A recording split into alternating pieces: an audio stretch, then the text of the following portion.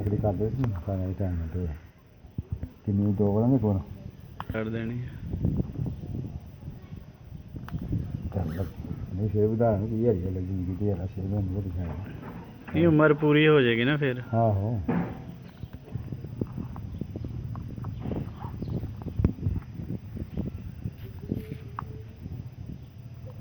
आओ जी पढ़ो जी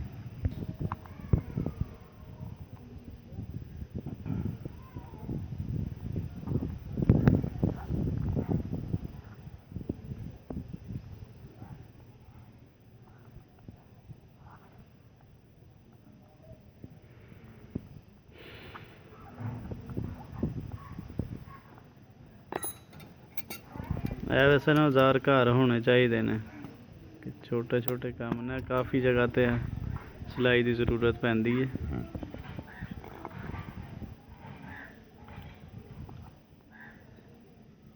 थोड़ा जिहा कढ़ लो एक साइड तो है बाकी खिची जो काम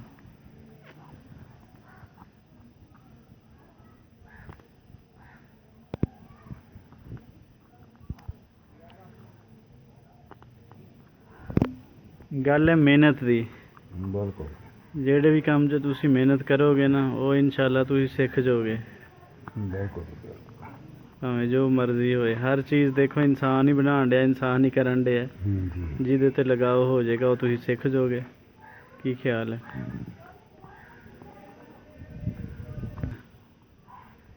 ਜੇ ਕਿਸੇ ਦਾ ਤਾਂ ਭਲਾ ਹੋ ਜਾਏ ਨਾ ਕੀ ਖਿਆਲ ਹੈ?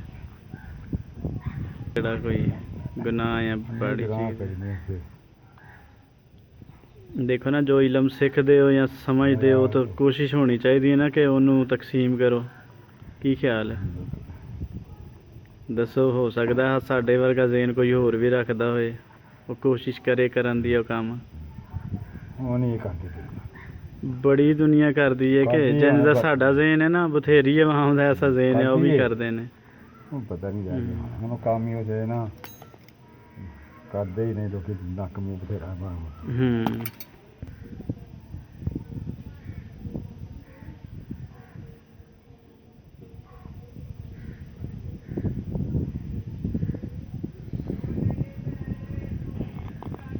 टक भावें थोड़े वड्डे थल्लों रख लियो क्योंकि वो फिर खिंची जाती है। छोटे टक होण ना वो फिर खिंची जाएगी फिर थल्लों पाड़ जाना काम।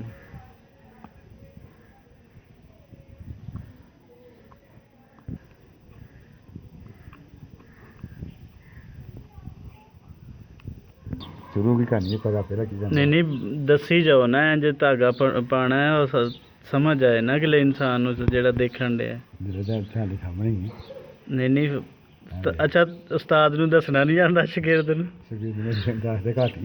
नहीं नहीं वो तो कोई नहीं है समझ हाँ नहीं फिर भी देखो ना उस्ताद जेड़ा समझांदा अपने लफ्जां च वो सही समझ आंदी है देखने वाले दे।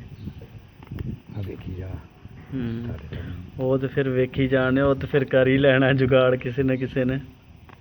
की ख्याल है? शुरू करन दा हुंदा है तो बाकी एक तरतीब तो वही चली जाती बाकी शुरू करना एंड ते फिर गंढ ला के खिंचना वो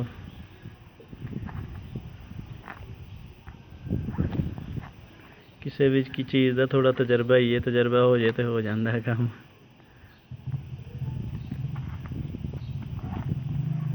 जेड़ा ना दसना है इत्थों कैंज क्लोज करना है काम कैंज बलेटा मार के ते ख़त्म कैंज करोगे तुसी आराम ना गंढ लाओ ना इन्नी जल्दी ला अड़ी है गंढ।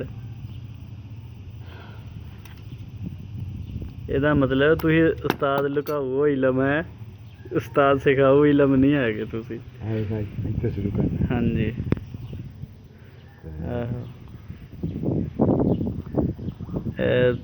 खिंच लिया धागा अद्धा जिहा है फिर अगली जोड़ी खिंचनी वो अंदरों दी खिंच लेना होगा धागा सही है। जिन्होंने ने भी है फिर इलम सीखना है ना या देखना है तो यह तुहाडे वास्ते सदका जारिया बन जाएगा। यह फ्री दी नेकियां ने पता है ना इस चीज़ का। हाँ जी तो देखो ना तो फिर बंदे नूं सही तरह नीयत नाल सिखाना चाहिए ना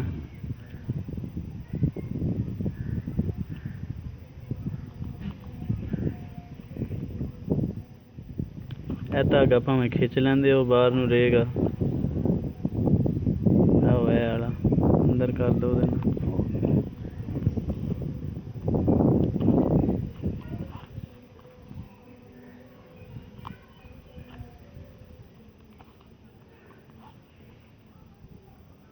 ਇਹ ਜ਼ਿਆਦਾ ਮਜ਼ਬੂਤ ਨਹੀਂ ਕੰਮ ਹਨਾ। ਇਹ ਤੁਸੀਂ ਹੋਰ ਟੈਕਨੀਕ ਮਾਰੀਏ ਹੁਣ।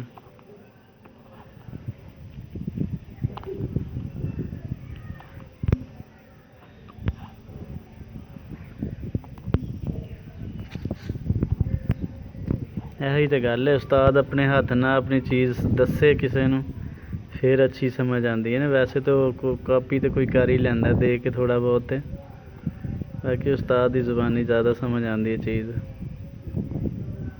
ਕੀ ਖਿਆਲ ਹੈ? ਅੱਛਾ, ਸਹੀ ਹੈ।